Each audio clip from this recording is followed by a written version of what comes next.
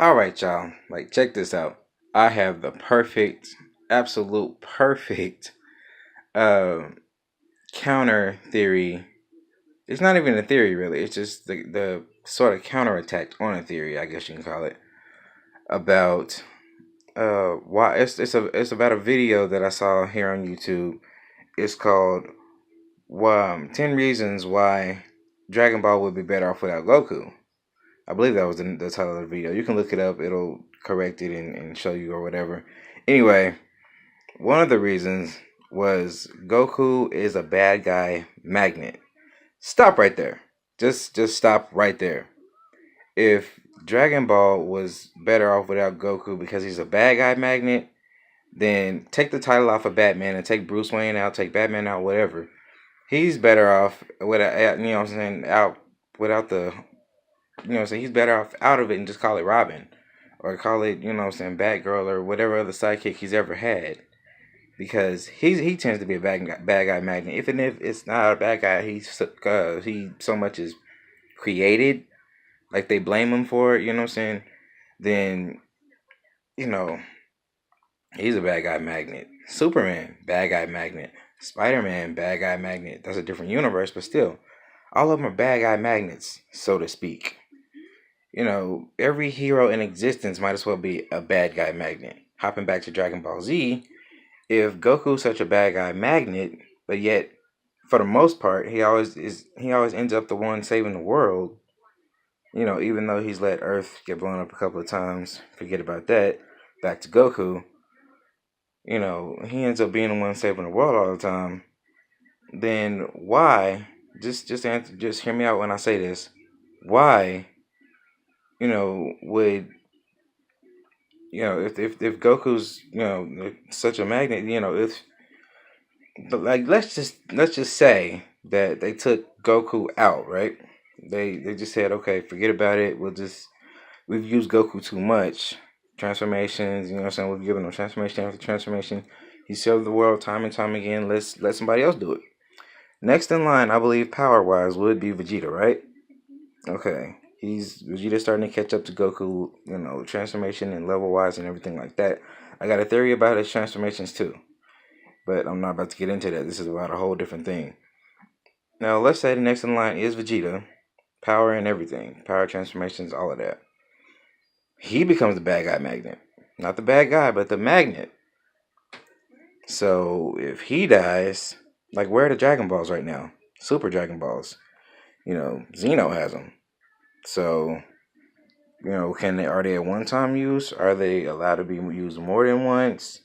If they can be used more than once, if they get to take them back to Universe 7 and they get, like Super Shenron and everything, then perfect. You know what I'm saying? They spread out you know, just like original Shenron. That's great.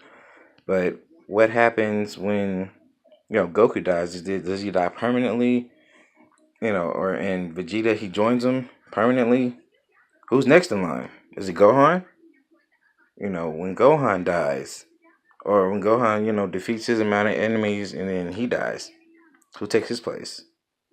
Is it Goten? Is it Trunks? Is it Piccolo? Is Piccolo next in line? If Dragon Ball is so much better without, because Goku, he's reached that unreachable level. He's like right beneath Beerus right now, right beneath him. Like if he went any further right now, he'd be at Beerus's level or over him. The only equal to Goku right now is like literally is either Vegeta or Frieza, or like all three of them are on the same level. Like who really knows right now? Like it's hard to say. It's hard to balance that.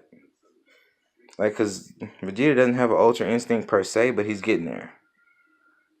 He's catching up to Goku slowly. So really, the only equal, so to speak, that Goku really has is Frieza. It's balanced, but it's not quite there. Anyway, getting to my point. Who's gonna take if Goku were to die? Who's to take his place? Is it Vegeta? You know, does Frieza become a permanent good guy and just save the world time after time? Like what happens when they run out of Saiyans? They ain't got too many aliens on their team. Does Beerus do it? And does somebody triumph over Beerus? Like what happens to universe? Like if it's Universe 7 or whether it was Dragon Ball Z. It's like whether it's current in Dragon Ball Super or whether it was in Dragon Ball Z. Who takes Goku's place? That's the whole that blows the whole Dragon Ball Z is better off without Goku theory. The whole thing, no matter how many different things you put behind it, but it definitely blows the whole bad guy magnet out of the water.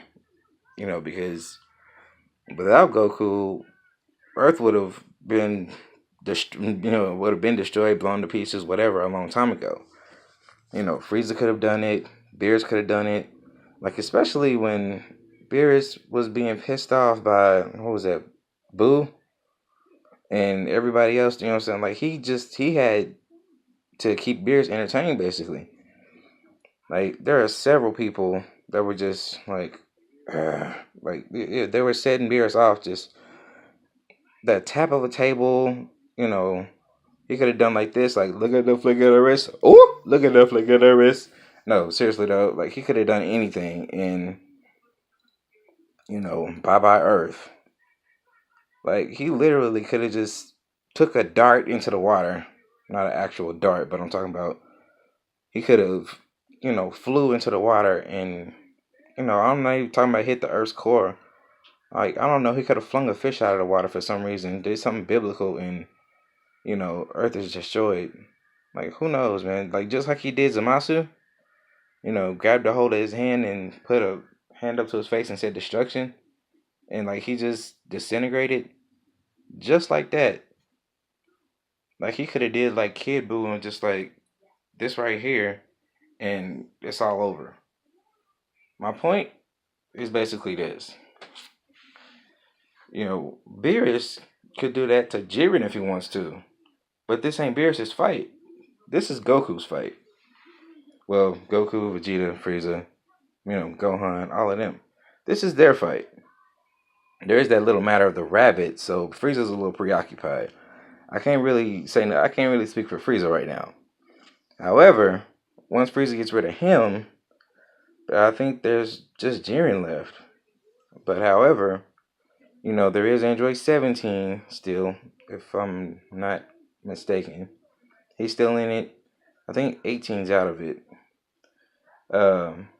There's still, regardless, if you've been keeping up on Super, you know who's still in and out of it.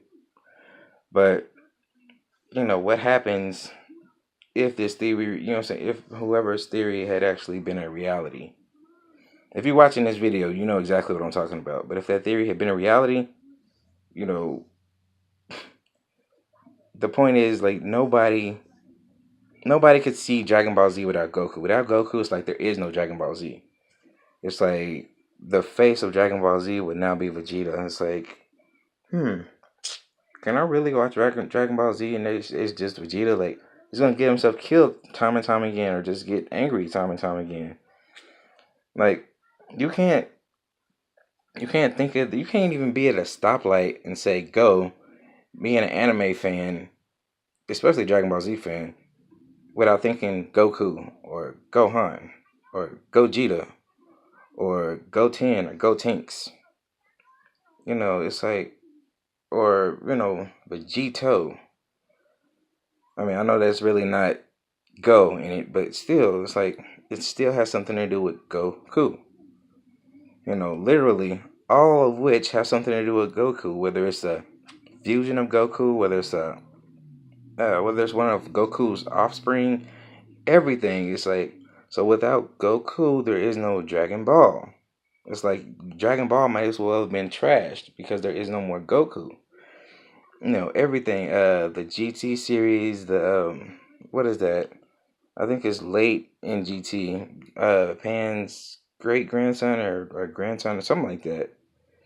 It's like Goku's great grandson, something like that. Goku Jr. is what I'm saying. So even he's a Goku. My point is, without Goku, period, Without the name Goku, there's no Dragon Ball. Like, I know I'm getting back to that video like hella late because I don't know when that video came out. But I was just watching it the other day. I'm like, oh my god! Like, whoever came up with this theory has got to be an idiot. I know you're probably thinking like, oh, so you calling me an idiot? I got a video for you. Well, it's literally like that theory is just it's retarded. Like just like that Dragon Ball movie. Okay, that was more retarded than that theory. I'll give you the I'll give you credit for that. I will give you credit for that. Like that theory is better than the Dragon Ball Evolution movie. I don't know whose idea that was. It was just stupid. But the theory I'd say is a little bit better. Like if you're going, say that Dragon Ball would have been better if there weren't so many bad guys after Goku all the time. That would be great. I'd say that, what I'm saying? Like if half the bad guys came after Vegeta, half of them came after Goku, better, what I'm saying? That's a little better. I could see that. But in this case, it's like, I don't really see that. Because no, and looking at it, they kind of did. Well, at least I think Babidi did. He was mainly his main focus was Goku, but since he couldn't get a hold of Goku, or since Goku's will was too strong for him, or something like that, he went after Vegeta. And Beerus, so when we got around to him in Battle of the Gods, I think he looked for the Saiyans on Earth, and we said it was like 6 of them or 7. He basically he gave him the amount, and he was like, okay, well apparently 2 of them are well he was, what was he saying? I forgot what he said something about Goku and Vegeta basically. You know what I'm saying? Those are the 2 that he singled out. So he went after not just Goku, but Vegeta as well. But Goku was closer to the level of the point to where he could just train a little bit and become a Super Saiyan God. That power could have been instilled into Vegeta too, but Goku was the one that was closer to being pure of heart. Goku would like put you on a level to almost to where he could have killed you and then let you go. Vegeta, not so much. He'd rather kill you and make sure that the world is rid of you. Goku could do that, but he chooses not to. Like Batman or Superman. He could kill you, but he chooses not to. If it's dark side on nothing, Superman might actually try and kill him. But point is, like the world is, actually safer with Goku. Like, take it how you want, take it or leave it, exit the video. I really don't care. My theory is the world is actually a safer place with Goku because what happens if, the people that are fighting a new threat can't deal with the threat? For example, another example before I leave the video, the current tournament, it doesn't have to be all of the threats because some of them were pretty weak actually and got eliminated pretty fast. But the ones that were harder to get rid of, if they didn't have Goku to help out, what would have happened? Think about it.